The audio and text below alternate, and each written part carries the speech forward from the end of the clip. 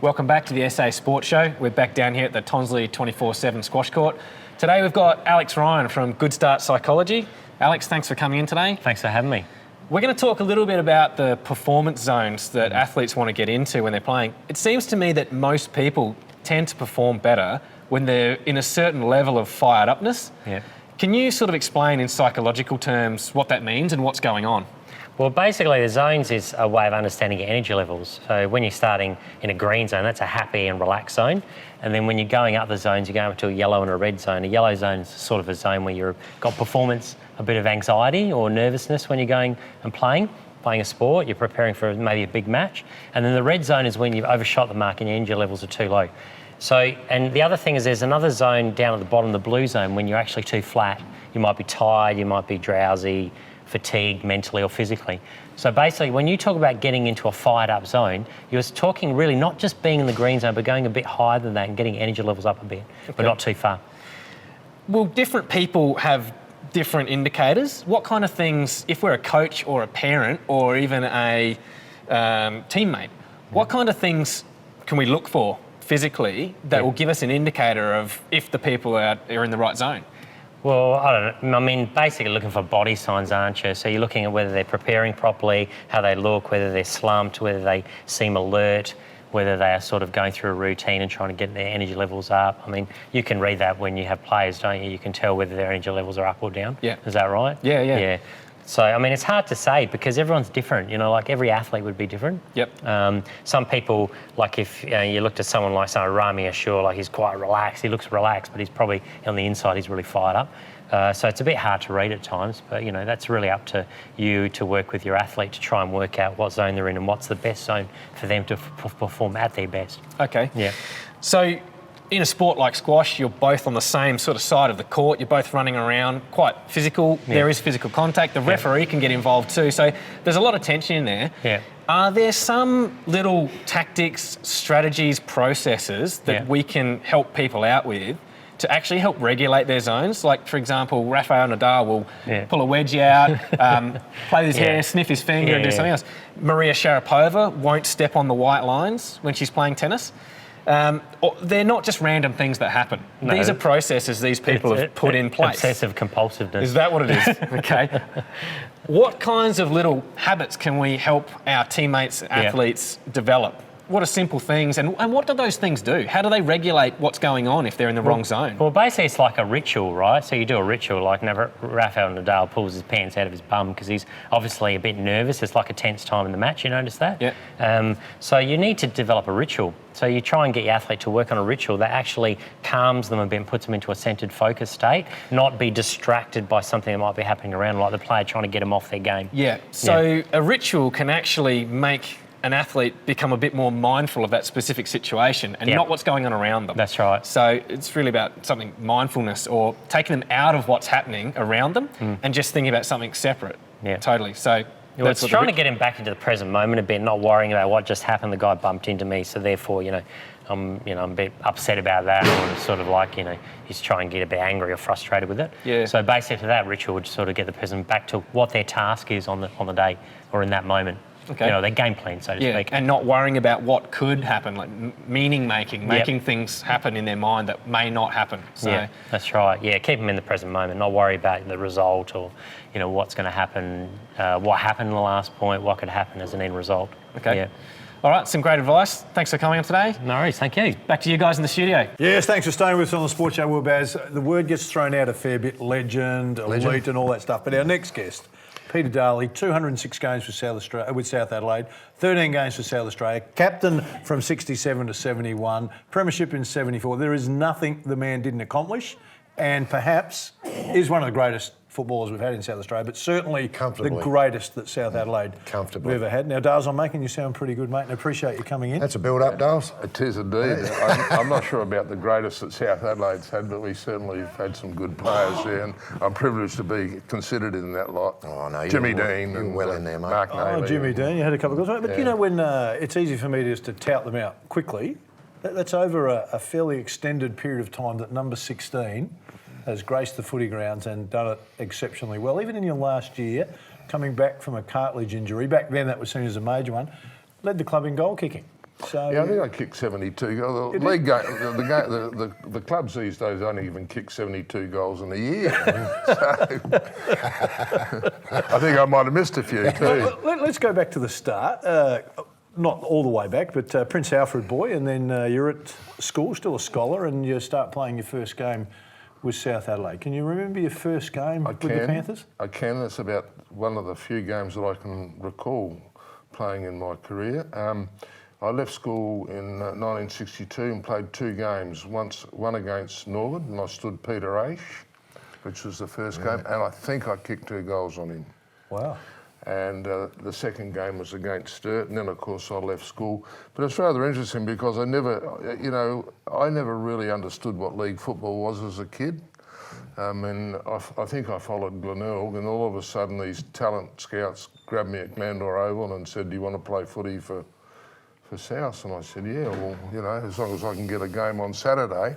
And that's how I ended up at South. I didn't really have any affiliation or affinity to South Adelaide Footy Club.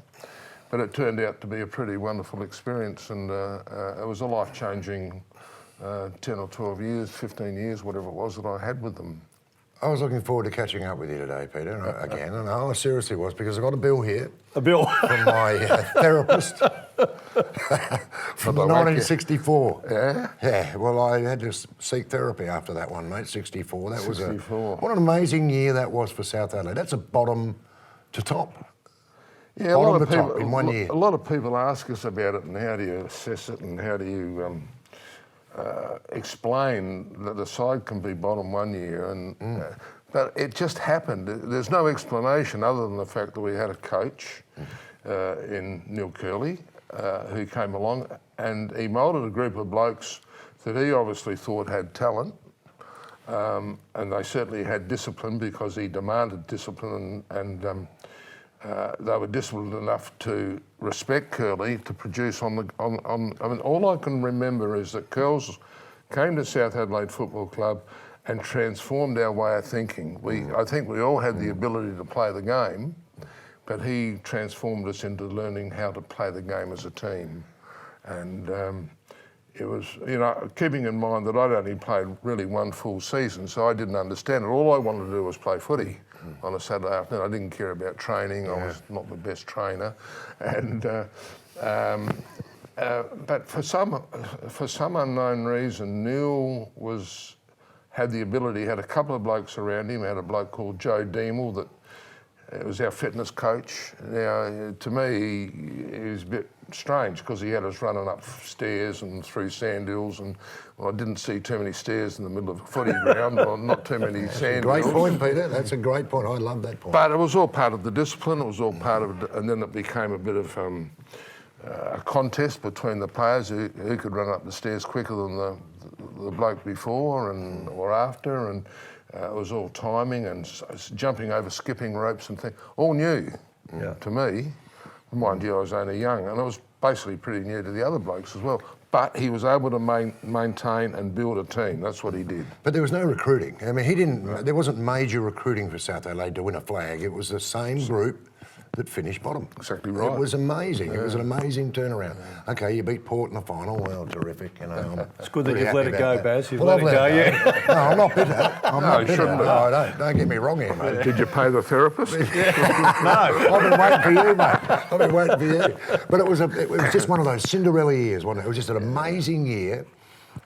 Because you look at South Adelaide and you say, well, okay, they're bottom, they recruited nobody, okay, they got Curley, but that's it. Yeah. So they'll finish whatever. Well, the other thing is Curls missed the first 8 games, so he didn't have any great influence as a player other than as a coach.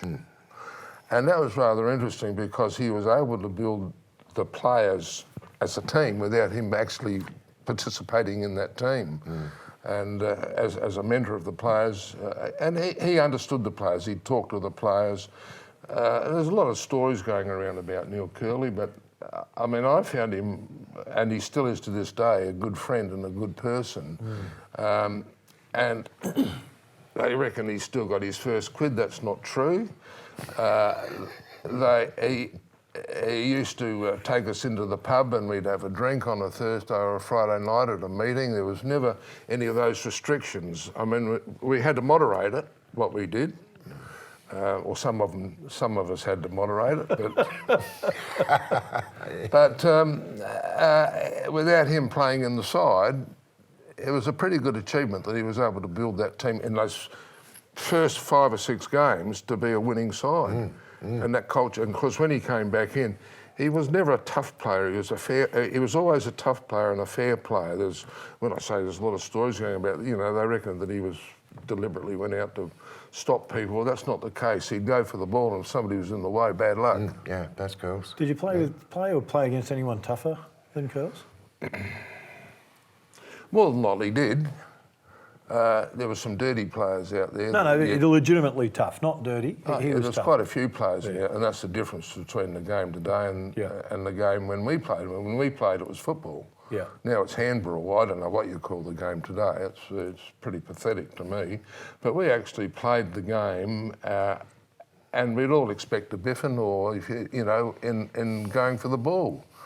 And there was a few blokes that were a little bit untowards and weren't scared to smack you behind the play.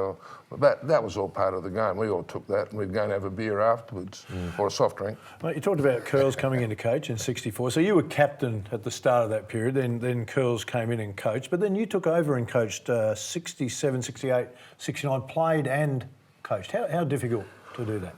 It wasn't a job that I wanted. I didn't want to coach.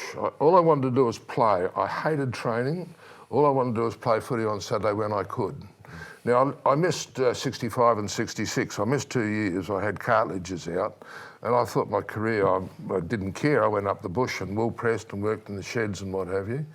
And then I came back and I was asked to coach South, and I didn't want to. I think it was a bit of a political ploy by somebody on the committee, and they offered me a considerable amount of money. I never played football for money. I always took what I was offered, but I never asked, and I never played the game for money. But they sort of insisted, and I said, well, I don't want to do it, because I was one of the boys. I didn't think I'd fit in with half a dozen of the players there. Yeah. And there's a personal reason why I say that, which I won't say now. And it turned out to be right, because when I got sacked, it was a half a dozen players that didn't want me there. Yeah. And that was fair enough, because I didn't want to be there myself. But it was an awkward time, though, Peter. It was a hard time, because I honestly wanted to do the right thing and win games. And I think the first year, we didn't do too bad. We didn't finish up in the 4. But we were around the mark, and considering that there was a few players there that weren't happy with me being a coach. But anyway, it disintegrated to the point where after 3 years, I was asked to relinquish the position of coach, which happened, and I was quite happy. But I stayed with the club, and when Neil went to Glenelg, I tried to go to Glenelg with Neil. It wasn't the club or anything like that. I was just unhappy with a couple of people. Personality. I had a bit of a personality problem with a bloke in the club who, anyway. And so I thought, well, I'll go to Glenelg with Neil. But anyway, there was made quite clear that there was no clearance going to be given. So I went back to South. So it was a sort of a knee-jerk reaction to try and go down to Glenelg. But I went back to South, and I had 4 or 5 years back with them and finished the year off. I finished my career off with South until I think 64 when I resigned, or 74. 74. 74, yeah. Peter Darley's our special guest. We need to get to a break. Peter Darley will be on next week, part 2. I'm going to ask him about his Magarey medals and why he didn't win them. Stay with us.